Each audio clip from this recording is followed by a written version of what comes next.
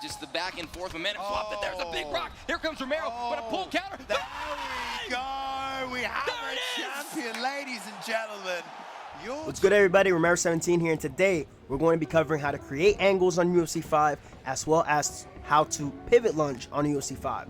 Now, creating angles on this game means that you create a slight angle and you make your opponent lose tracking against you with their follow-up strikes for a subsequent period of time. So the most basic level on how to create angles on UFC 5 is by using the major lunges first. So in order to major lunge, you're going to hold L1 and use the right analog stick. I go with the right analog stick because the left analog stick is tied to signature lunges and you lose some defensive properties there for some reason. So in this case, for the purpose of this video, we're using the right analog stick to lunge. And we're focusing on either lunging to our lead leg side or our rear leg side. So if I'm using Jose Aldo and I want to go to my lead leg side, on this side of the screen, it's going to be L1, right analog stick, and I'm going to flick up while I'm holding L1. If I want to go to my rear leg side, I'm going to be going L1 and flicking down. So if I'm Frankie Edgar on the other side of the screen, my lead leg is now down and my rear leg is now up. So see this, and it switches. So pay attention to where your lead leg is and where your rear leg is when you are inputting your lunge. The purpose of these lunges is to evade your opponent's strikes. When you evade their strikes, it drains more stamina off of them, but it also opens up counter windows. So if I lunge away from Frankie Edgar's head kick, right, and I input a strike, I can use this to counter. That is the purpose of using the lunges in order to counter your opponent's strikes.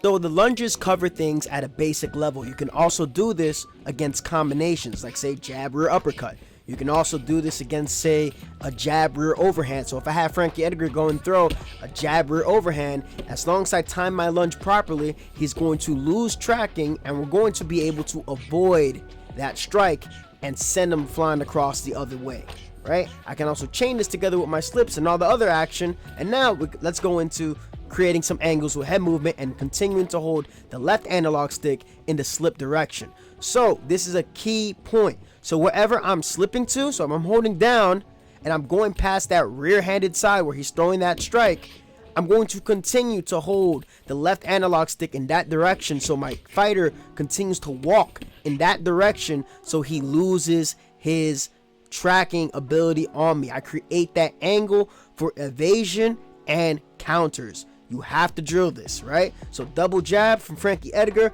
I see the cross is coming. I'm just inputting head movement and continuing to move. Here we have Frankie in the southpaw position. So in this case, I'm going up, right, with my head movement stick to my rear leg side, and I'm continuing to hold the left analog stick in that direction. Slow motion. Look at this. Pay very close attention. Now, even if he goes and tries to throw a head kick off of that cross, after I've gone past the shoulder line, I am safe. And it opens up a big counter window for whatever strike I like to do. You can throw head kicks, you can throw overhands, even hooks. But whatever it may be, once you get past that shoulder line, you're chilling. This also works against comboed body kicks. So as long as I get past that shoulder line, the body kick will no longer track me. I'm already behind my opponent and I've taken myself off of the center line in game. So if I time it perfectly, that body kick is not going to work. It's not going to land on me. The counter windows from there is usually in the middle of your opponent's combination when you're off that center line. So in this case, I'm continuing to hold the left analog stick as I'm moving and when I'm inputting my strike, whether it's going to be a lead body hook, or it might be a lead head hook, or it may be a rear head hook. Whatever it may be, I'm continuing to hold the left analog stick in that direction. So one weakness that this does have is the double jab or hook mix-up that's coming off of it. It doesn't mean that it's impossible to still use it, but it's just really risky and I wouldn't recommend it. Also, you really want to avoid trying to circle to the lead leg side because here you have the jab lead hook, jab lead body, jab lead leg kick. It's just an overall no-no to try to utilize that to create an angle. Now from here we have the inside slip pivot lunge. All right, how you do this is that the moment you successfully slip that strike, you are inside slipping, right? Inside slipping and immediately inputting that major lunge. So the inside, right? So I'm dipping down to my rear leg side and I'm inputting the major lunge. The animation that you get does depending on the timing. That's the regular animation. What happens, still kind of lose the tracking there, here and there when you time it correctly. But when you do it properly and you time it perfectly, you will get that cooler animation. But all that matters is the utility behind it. So even we're gonna have Frankie Edgar switch stance here, right? I'm slipping to my rear leg side, so he does lose the tracking when I time it accordingly. But when I do it right, I do get this animation when I get that little tight strict window from inputting the major lunge, in this case to my rear leg side, as Frankie continues with the combination. So practice, practice, practice to get the timing down accordingly so you trigger that animation. The counter window that also opens up is usually in open stance, it's rear hand. If we were the same stance, I'd probably go lead hand, but you can use this to set up a lot of good counters. So unlike the other ways to create an angle where we're not inputting the lunges after we utilize head movement, you can also use this against the double jab combination, and it's a little bit safer to do because it is more likely to get you off of that center line because of the major lunge inputted right after. So we're also going to show an opposite stance, the animation that you get when you slip to the outside of your lead leg. But for right now, the counter window for this specific one is the lead hook or rear hook. Pretty much it's kind of the same all across the board depending on the range, but I prefer the lead hook or the rear hook, and that's usually the one that has the highest success rate in terms of damage. So try to use those as your first option for counters. Now versus opposite stance, slipping to the outside for the outside slip pivot, you get this animation, right? I'm slipping to the lead leg side, all right? That is where I am slipping to. Now this one you might think, well, isn't it kind of dangerous to do a slip to the outside of the lead leg because of the lead hook combination that comes right after, right? That's why the other one, when we're slipping off to that side, makes it that much more dangerous. Well, I'm going to show y'all something, and it is a key thing you got to pay attention to. So versus the jab lead hook, I wouldn't recommend it if it's planted.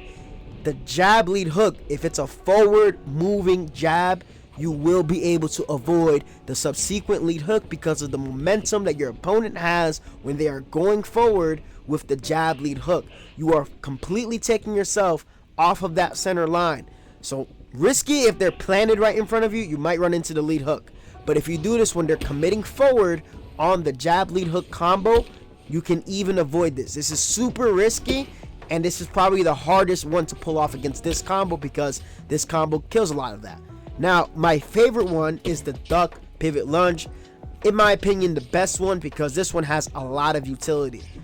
You can duck the jab, you can duck the hook, you can duck the overhand, you can even duck the head kick. So you're successfully ducking and immediately inputting the major lunge to your lead leg side, and you get that animation. This has the best utility out of the other two.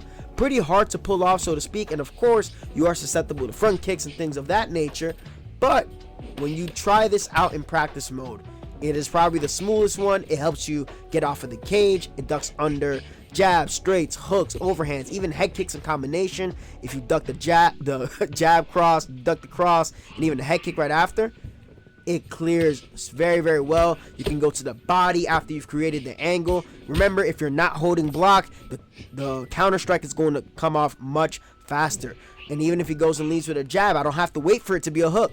Look against the opposite stance. Remember, I'm inputting the major lunge to my lead leg side, and you guys are going to see the indicators that are pointing to that side multiple times across this video. So as much as Frankie's trying to go jab, cross, lead hook, or whatever, he can even go lead hook, cross, lead hook, and as long as I duck that first initial strike, I'm chilling. This also avoids follow-up uppercut. So if he's going jab, cross, lead uppercut, it's not going to see me. If he goes jab, rear uppercut, and I duck the jab and I start to pivot off to that side, it's not going to hit me. This one has the best utility, but it probably takes even slightly more skill to learn than the other one. But that's going to be it with creating angles on UFC 5. Romero 17. I appreciate all of you. Go into practice mode, have fun labbing all the counters that you need to do, and have a wonderful time. I appreciate y'all. I'm out of here.